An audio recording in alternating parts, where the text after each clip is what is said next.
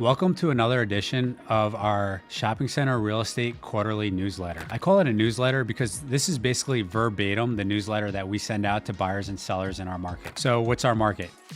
It's Pennsylvania, New Jersey, Delaware, Maryland, I-95 corridor, Northeast, Mid-Atlantic region. If there's a shopping center in that market, we're tracking it. The first thing I'd like to talk about is what we saw for transactional volume in 2023. It was way down compared to 2022. In 2023, we saw $600 million worth of transactions. If you compare that to the previous year, we saw $2.8 billion worth of transactions. That's a huge decline, 60, 70% off of what was a record-setting year in 2022. We haven't seen transactional volume this low since 2009, 2010. The biggest difference between that time and now is we're not in a recession. We've got great unemployment numbers and consumer spending is driving the economy forward. The biggest challenge in our market right now is the difference between what sellers are asking and what buyers can pay. This bid-ask spread has widened since the spring of 2022, and it's largely driven by the Federal Reserve raising interest rates to tame inflation. Despite this decrease in transactional volume, general shopping center performance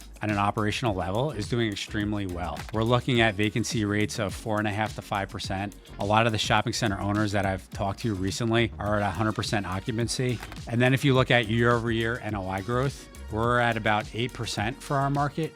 So that means even taking into account inflation, if you're a shopping center owner, there's a high likelihood that you got a pay raise last year. There's little incentive for shopping center owners right now to sell into a declining market. How do we know it's a declining market? If we look at the data from 2022, when cap rates were about 7% on a sold basis, they increased to 7.5% in the spring of 2023. The latest data coming in is the average asking cap rate is 7.4% and the average sold cap rate is 8%.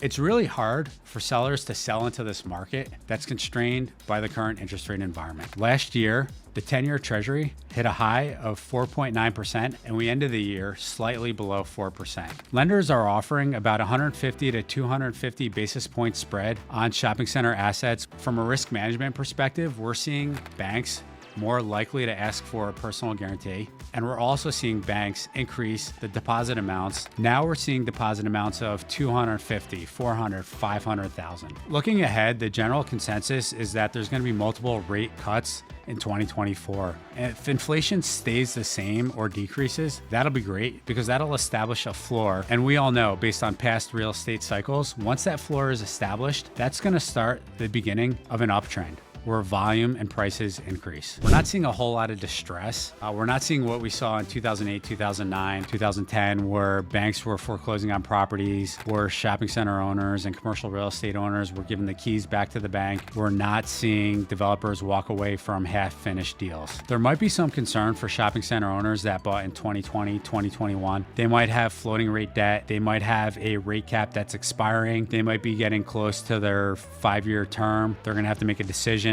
Do we refi? Do we sell? Do we keep the property? Do we do a cash-in refi?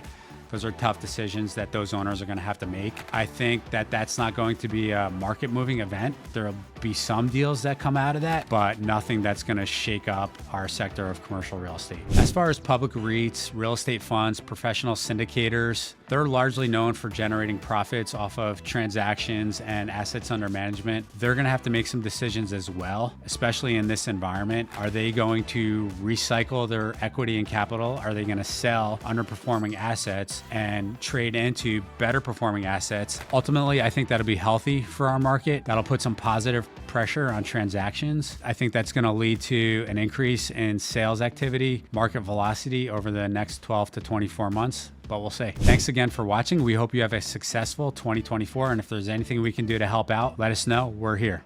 Cheers.